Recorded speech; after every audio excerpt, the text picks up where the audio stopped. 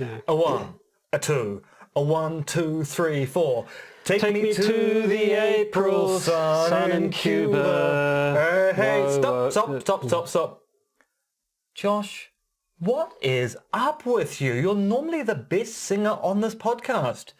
Your pitch, your timbre, it's typically top class. But today it's like someone died, crawled down your throat, and it's their voice coming out of you. It's Cuba, man. Every time we start singing that song, all I can think of is US intervention in a socialist paradise, and it gets me down. Look, I know it's topical, and that of the two of us, you are the more overtly political, but with your extreme socialism and your hatred of all things imperial. But you've got to get it together. This song will not record itself. Yeah, but every time we hit that chorus, I don't see the April sun in Havana or cocktails on the beach or people being paid a decent wage no matter their position in society. No, all I can think of is Marco Rubio, Cuban exiles in Miami. It's not Dirty Dancing Havana Nights, no, it's Dirty Tricks Operation Northwood. All I can see is Fidel Castro going to light an exploding cigar. And you just feel your voice draining away. Look, I know how you feel.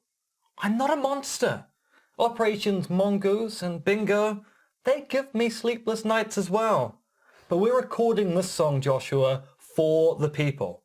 Think of the joy it'll give them. The smiles. The people of Cuba?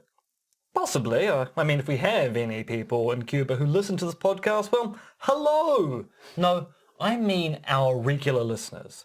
They're practically begging for musical content. They're crying out for a classic Josh Addison singing extravaganza. Well, if it's for the fans, then I guess I can push my love of the Cuban people and my hatred of America to one side, but only for the fans. Okay, that's the spirit. Once more from the top. A 1, a 2, a 1, 2, 3, 4.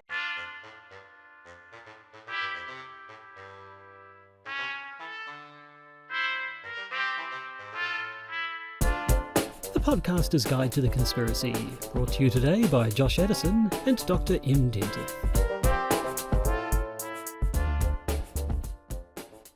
Hello, you're listening to the Podcaster's Guide to the Conspiracy. I am Josh Addison. Sitting next to me, as usual, is Dr. M. R. X. Dentith, and the skull decanter is back. It is indeed, and is the skull shotcast.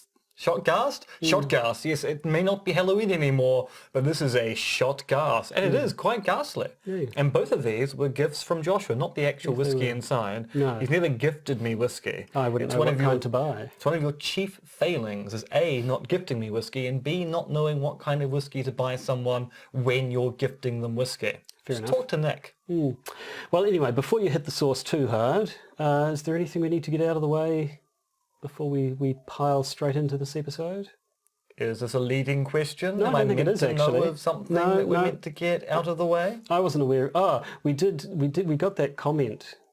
Oh, yeah. yeah. That was a fun one. So we can speak about this comment because we are quietly confident. The person who left the comment hasn't listened to the podcast. And certainly will not listen to this episode after. So it was a podcast on Charles Manson and how Charles Manson is a plant for the CIA. Or something. And it's 1,000 words long, and it has no paragraphing or character turns in any way, shape or form, and frankly that makes it almost impossible. And by almost I mean, for me, impossible to read.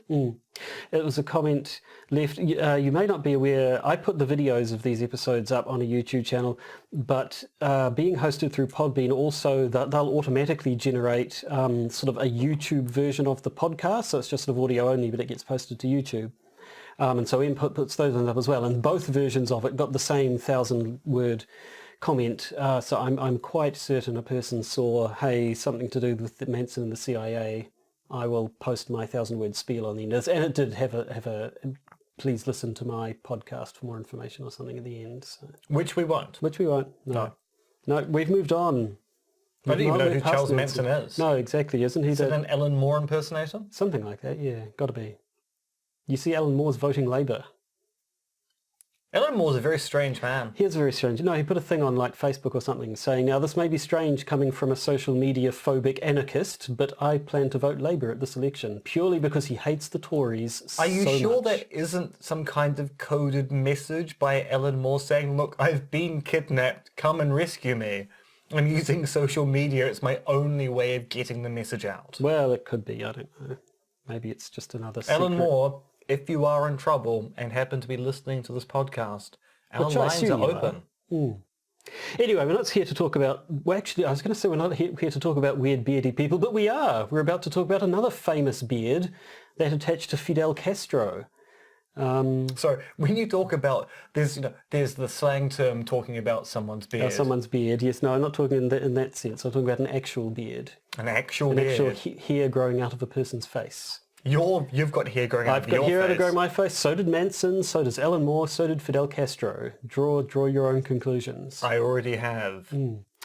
So, in that case, now that we've got that inexplicably lengthy YouTube comment off our chests, Let's proceed with the actual content, and let us now take the April sun to Cuba.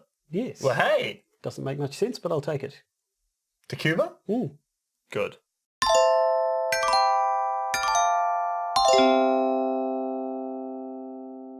Now, Frank, I'm surprised it's taken us this long to talk about it, really, because it's a bit of a Yeah, staple. it is actually. It is. I don't think we've ever said exploding cigar. Not sure if we've ever talked about exploding It's been cigars. 5 no. years But we haven't talked about exploding cigars. But they'll so we're come talking up about today. Cuba, and we're talking about the large number of false flag operations the US at least intended to run Talked against the about running. Cuban government. And of course, this is a weird kind of evidence. So we've talked about false flags in the past, and we've talked about actual false flag operations, which really did occur. And we've talked about planned false flag operations, and the way in which even a government talking about running a false flag operation and not going through with it is kind of contributory evidence towards the notion that these things are things that governments are at least keen to do, which should be considered when we start talking about whether they are in fact doing them. And Cuba has been kind of a thorn in the side of the US for quite some time, for reasons which aren't actually entirely clear. Well, it's more it's just- hatred of socialists on our Yeah. southern border. Just sort of Cold War, anti-communism. There also was as the pro-Russia aspect to Cuba, Yeah. but the sustained anti-Cuban,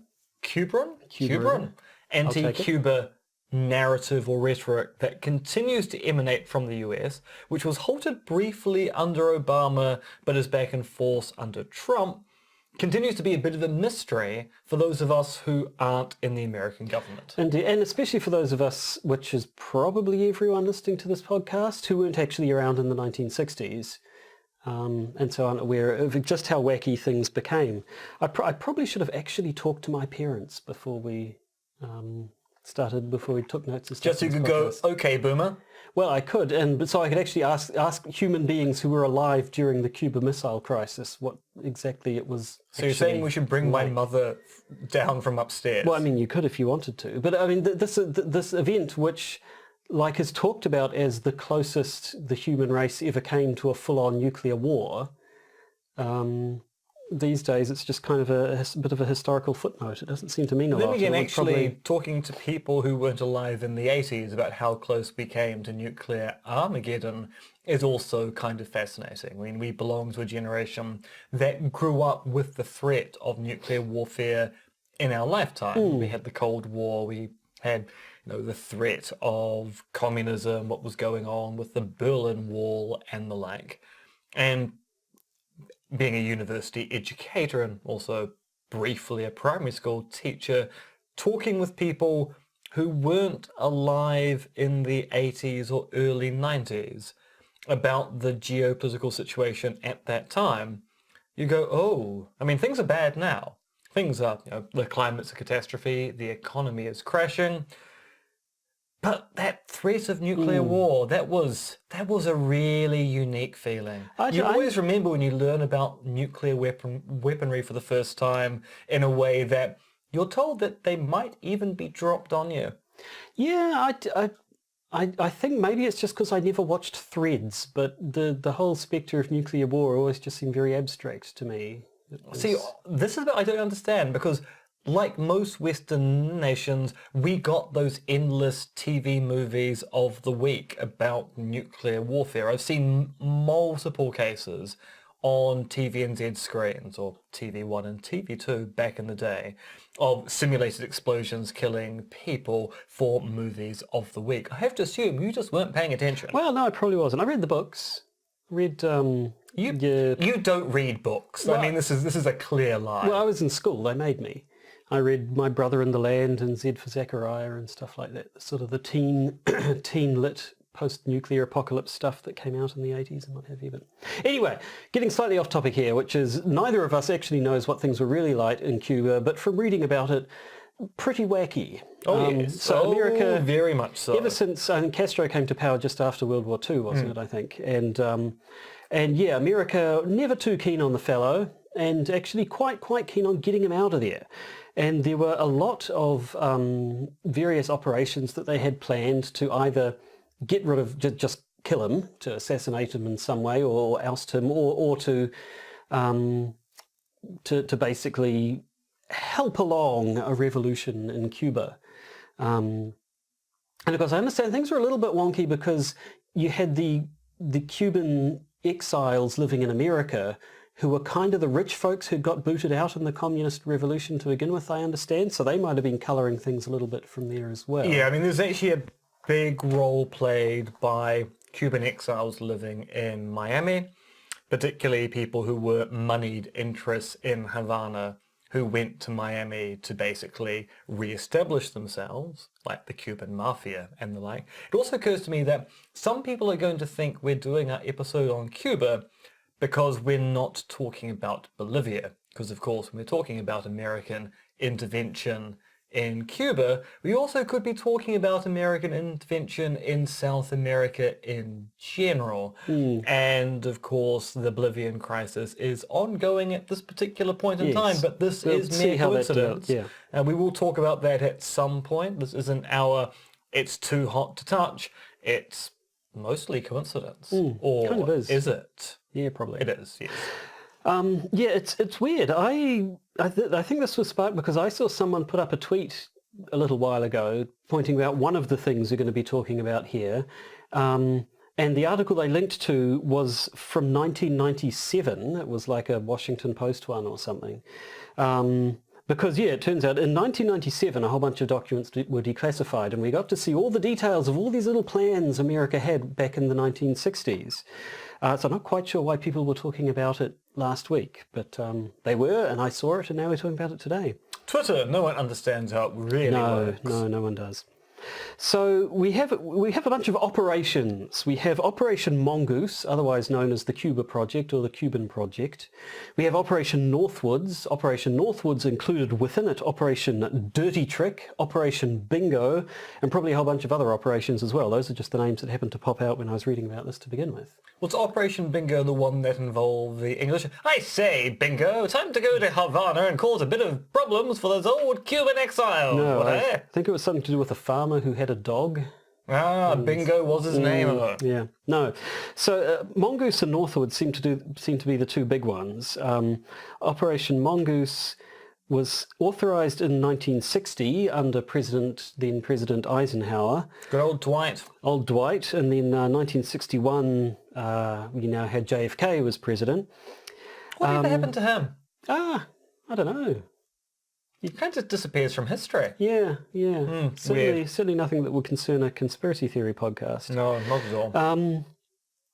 In 1961, there was the whole Bay of Pigs invasion, which is an entirely different kettle of fish. But that was, what was it? America backed an invasion to try and start a revolution, and it all just failed horribly.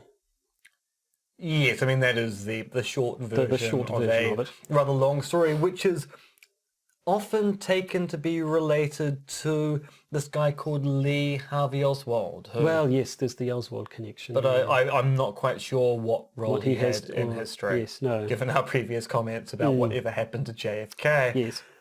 But no, so Mongoose, Basically, the plan was it was a covert plan. It wasn't plans to bomb Cuba flat or anything.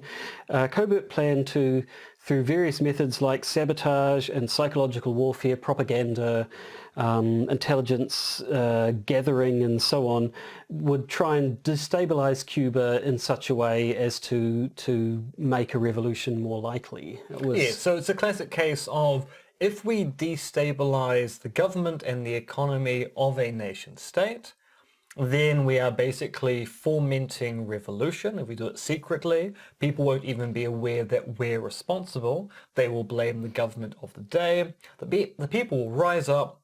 They will topple their communist government, and it will just naturally follow that the next government that comes into existence will be a pro-American one, and everything will be fine, because this always works out swimmingly. Yes, so especially 1961, after the Bay of Pigs business went all a little bit pear-shaped, Operation Mongoose, I gather from reading that, sort of became okay, we're not going to try the whole invasion thing, we're just going to do it more covert now, and old Mongoose, apparently it's called Operation Mongoose because it involved 33 different plans for destabilizing Cuba, and there are 33 species of mongoose. Now, I got that fact from Wikipedia.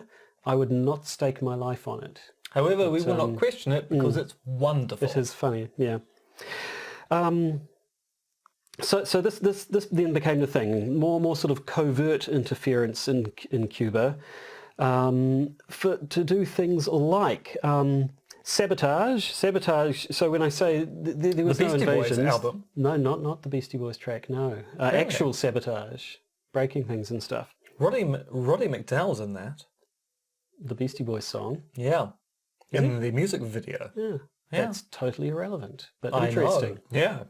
Yeah. No, so there were plans to destroy things like bridges, factories, power plants, plans to destroy Actually, I tell it was sugar crops. Fight for My Right to Party that Roddy McDowell's in. Oh, that's much older.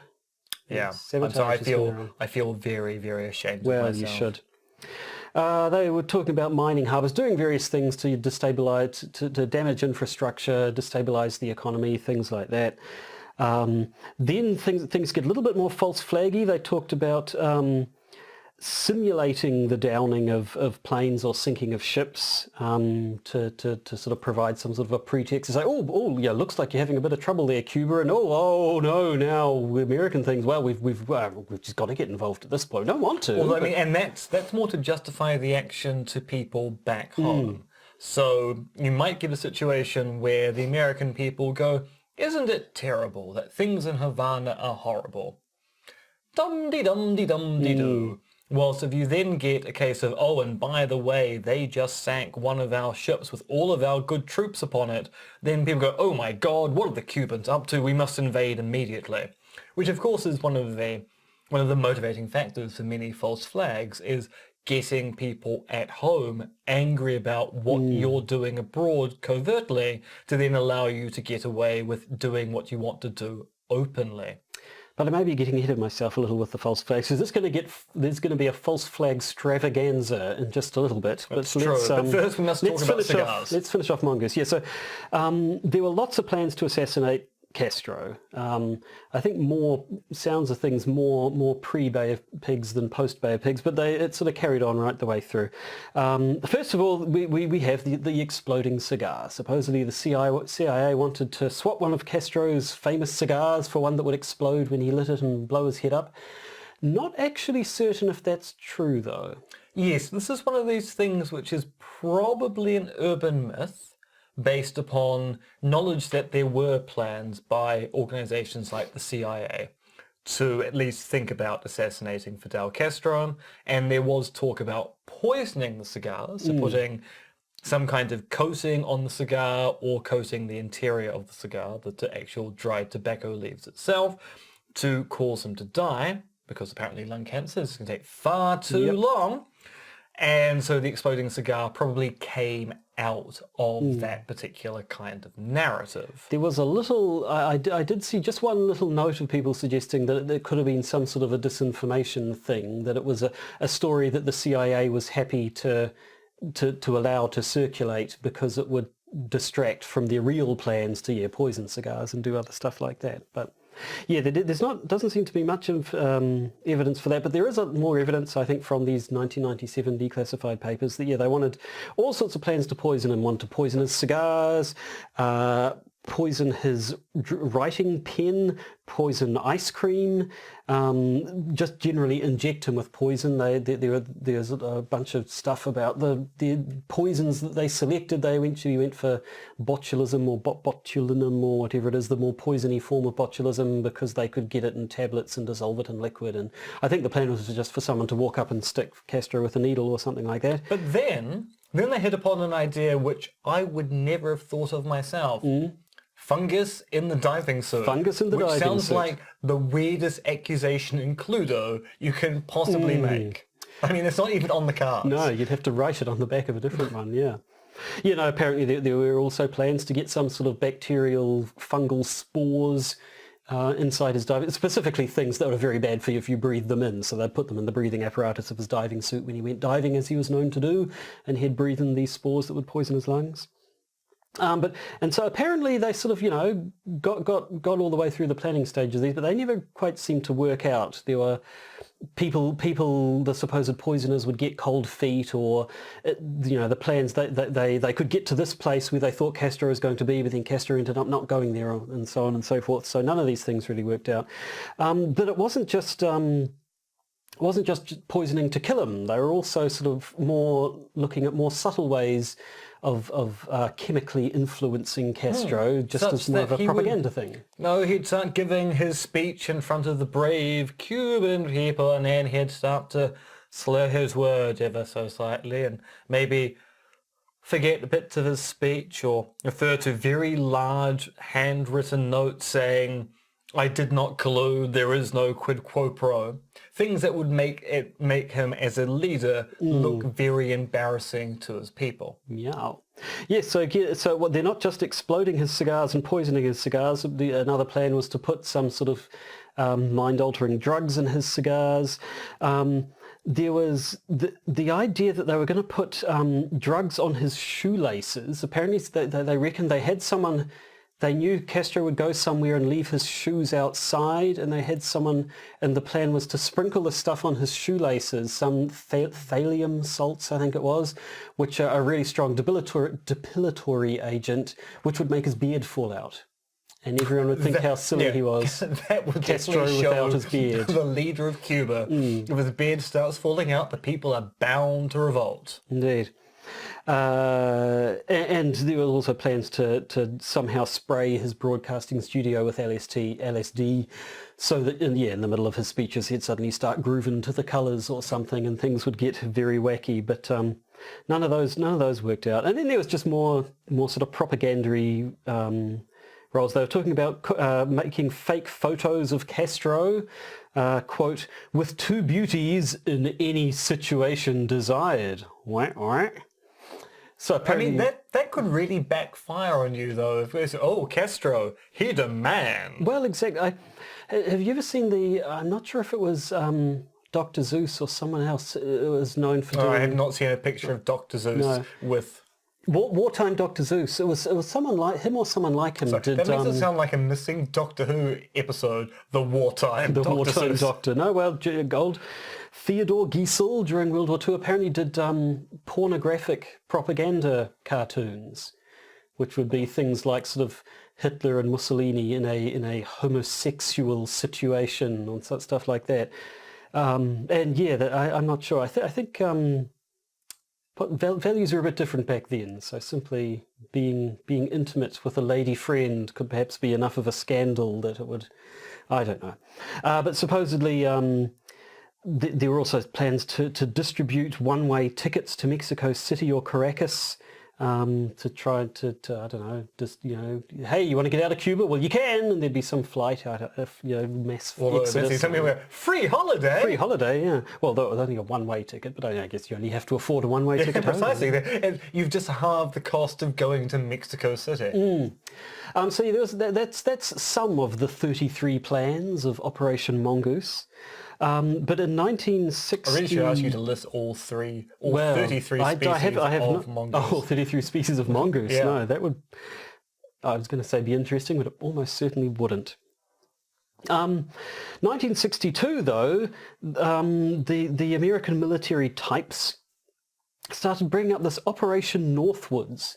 And this is where things get 100% false flagging. Oh, yes. As far as I could see, is... Operation Northwoods consisted entirely of various false flag attacks America could perpetuate and blame on Cuba as a pretext to invading Cuba. Now, it should be pointed out, these did not occur. These did not occur. And these did not occur because when they got to the president's desk, the president went, oh, no. Yeah. No. No, so Kennedy vetoed Northwoods on the spot. It never actually happened, but it was all planned. Yeah, it was things that military heads thought was really, really a good idea.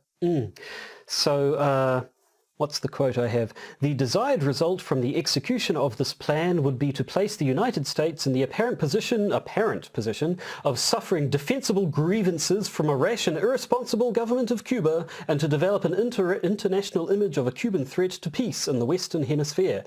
So they standard false flag aims, really. Yeah. And so they talked about possibly assassinating Cuban nationals, I assume the exiles in America, sinking boats of Cuban refugees, hijacking planes, blowing up an American ship, orchestrating violent terrorism in American cities. Pretty extreme stuff, really. Yeah, and do it in such a way that you could blame the Cubans for it. So basically you assassinate Cuban exiles in Miami and make it look as if the Cubans were responsible for it, so blame it on Havana. Sink boats of Cuban refugees to suggest that the Cubans do not want anyone leaving Cuba whatsoever. And of course, hijacking planes and blowing up US ships is quite obvious. Blame that on Cuba. And then you had these sort of sub-operations in there. Operation Bingo was supposedly a plan to fake a Cuban attack on Guantanamo Bay. And Operation Dirty Trick. Now, this is how we got into it in the first place. This is the source. This is why we're talking about it. It was because that tweet I mentioned a while ago, basically just out of the blue, was saying, hey, remember, guys, if the Mercury space flight had turned out to fail, you know America was going to blame it on Cuba. And obviously you looked at it, well, that's your classic false flag. This deserves looking into. Yeah. That was the particular one that got called out a little while ago. So Operation Dirty Trick. In February of 1962, you had the Mercury Atlas Mission 6, the first American orbital space flight, when John Glenn, who would... he's a name I know of from the space program. Was he involved in the lunar missions, or was he just... I believe so, before that? At any rate, famous American astronaut. He was going up on the Mercury 6 mission. And obviously, there's the middle of the space race as well. So it wasn't just Cuba America was interested in. They also wanted to beat the Soviets out into space. But risky, experimental. There's always the chance of failure.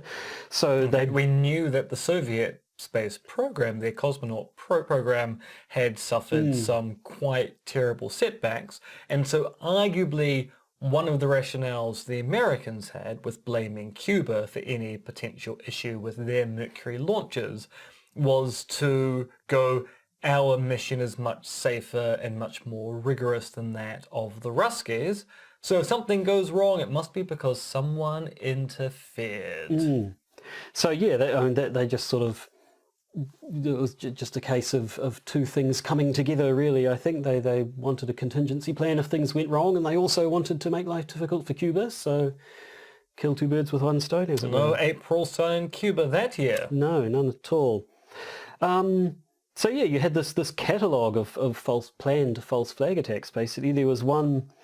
some of them suggested a, quote, remember the Maine incident. Remember the Maine was a slogan Americans adopted when, this is all the way going back to the end of the 19th century. Apparently Spain sunk an American warship called the Maine in Cuban waters, and there was war with Spain and all that business. And so this is a bit of a historical illusion. It's like, damn it, they're at it again.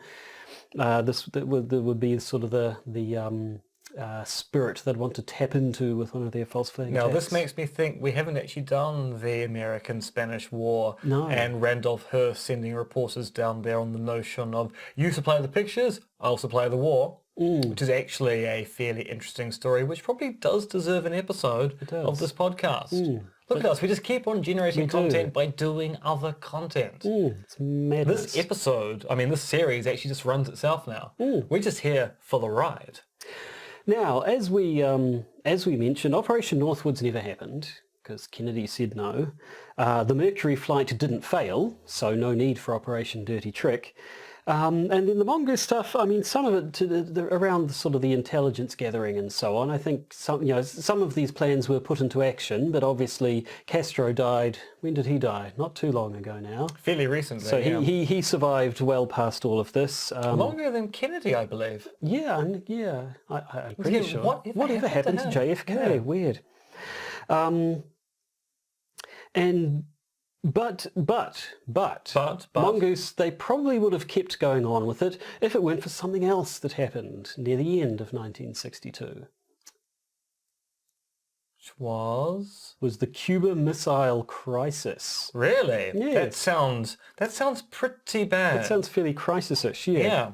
So yeah, the Cuban Missile Crisis comes along, and suddenly Russia's involved. Suddenly nuclear war is a very real possibility. And after that got resolved, it seemed pretty much like, okay guys, let's just back away from Cuba. Let's just call it on Cuba a little bit, the okay? Cuban Missile We got away from it Crisis this time. it's a weird name for what really occurred, which was Russian nuclear missiles stationed on the island of Cuba, which was a missile crisis on Cuba, but they weren't Cuban missiles, they were Russian missiles. Yes. But suddenly you had Russian nuclear armaments right on America's doorstep, metaphorically speaking, not literally. Yes, this was massive. This again, I really wish I'd spoken to a boomer and said how much were people shitting their pants during the Cuban Missile Crisis? Because I gather that a lot of people thought, oh well, this is it. This is nuclear war. It was about 7 days long, wasn't it? 13, I think. Oh, it was, yeah. That's more than 7. It's more than 7. That's number wang. It is. I actually don't know why. As soon as you said 13, I went, yes, I know that. Why did I say 7? I don't know. You must have made me. I probably did. With your mesmer stare.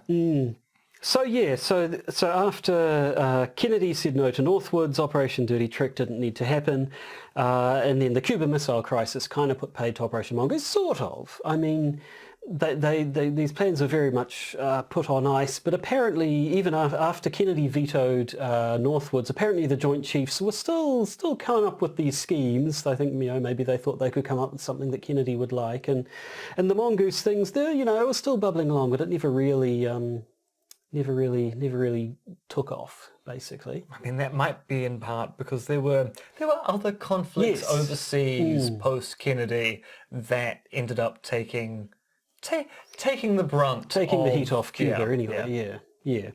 So yeah, history just kind of had its way. But yeah, it is like, when you talk about the CIA and Cuba and all that, people tend to go for the exploding cigars. The articles I've read are mostly, here are all the silly things. Here's the wacky stuff that the CIA, all those silly plans are going to make Castro's beard fall out and make him look silly.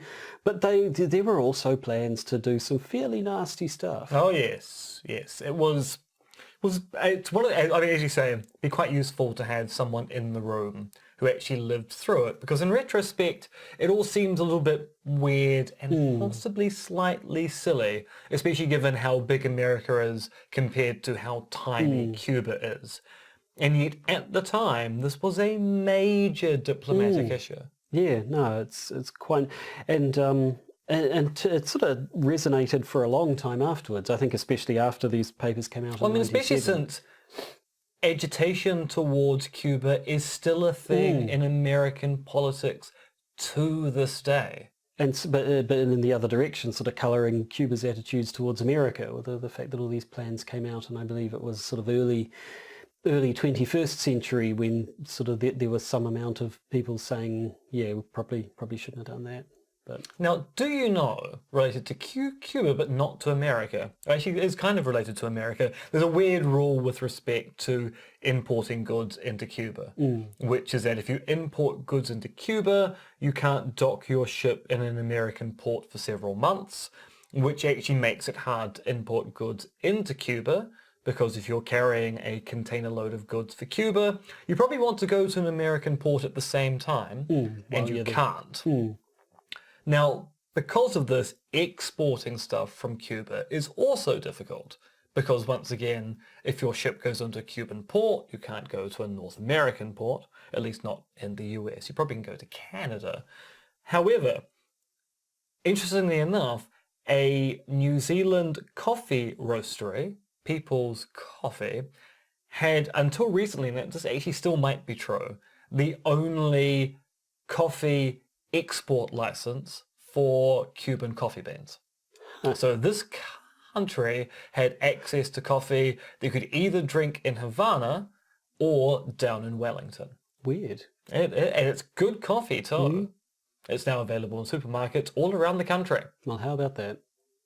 I was actually very tempted when I went to the US year before last to actually take Havana coffee beans with me to then import Cuban coffee beans into America. But then I realized that actually if I got stopped by a border probably officer, wouldn't have a sense of humour. yeah, they about probably it. wouldn't find it funny, even though technically as a product roasted in Aotearoa, New Zealand, it would actually count as locally sourced in some way, shape or form. But I imagine trying to explain that, particularly when you've got a connecting flight, would be quite difficult.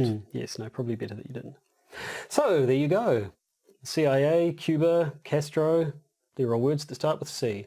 That's irrelevant, but I've run out of other facts, and I think that means it's time to end this episode. But not for everyone, Not for because everyone, no. patrons get bonus content, and you can too if you slip us $1 a month or more via our Podbean or Patreon funding campaigns. Links in the description, links in the podcast description or on the Podbean page you might be using to get access to this particular podcast. It all made sense in the end. And what a news cornucopia we've got for you. We do. We've got an update on that whole Russia Brexit thing. We've got an update on Jeffrey Epstein. We've got an update on Julian Assange. We've got a small note about what's going on in Bolivia. A Australian far-right terrorist document which apparently is Monty Python satire, and of course we have our traditional, by now, Trump update. It's Trumpy. Will we be playing the Sting? Of course we'll be playing the Sting. Actually, I just thought now we should probably have a false flag Sting as well. Yes. Just any time it comes up.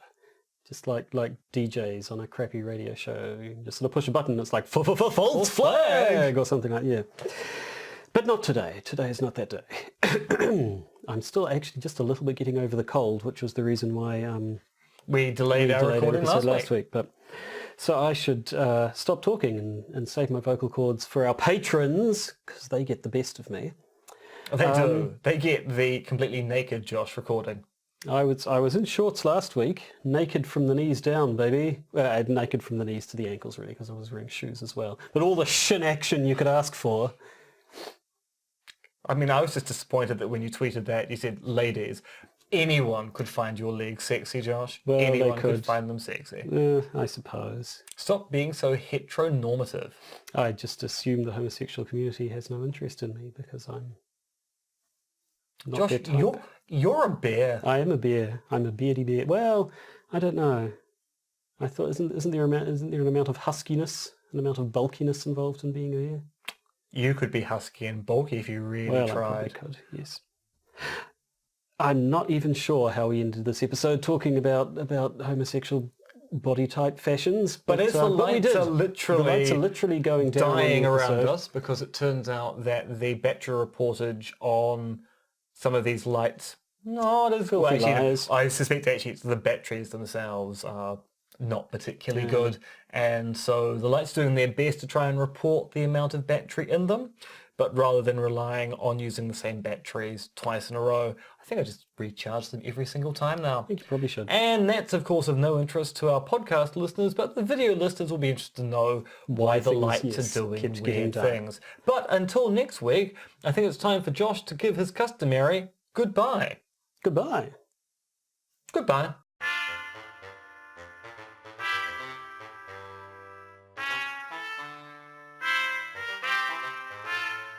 You've been listening to the Podcaster's Guide to the Conspiracy, starring Josh Addison and Dr. M.R.X. Denton, which is written, researched, recorded and produced by Josh and M.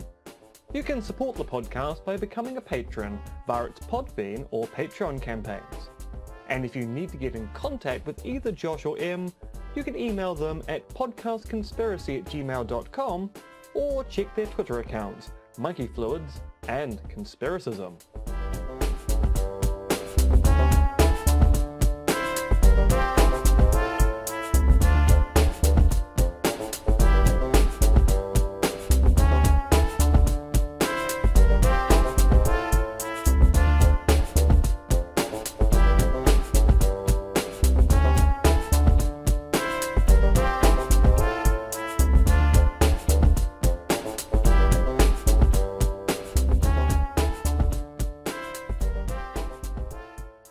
And remember, it's just a step to the left.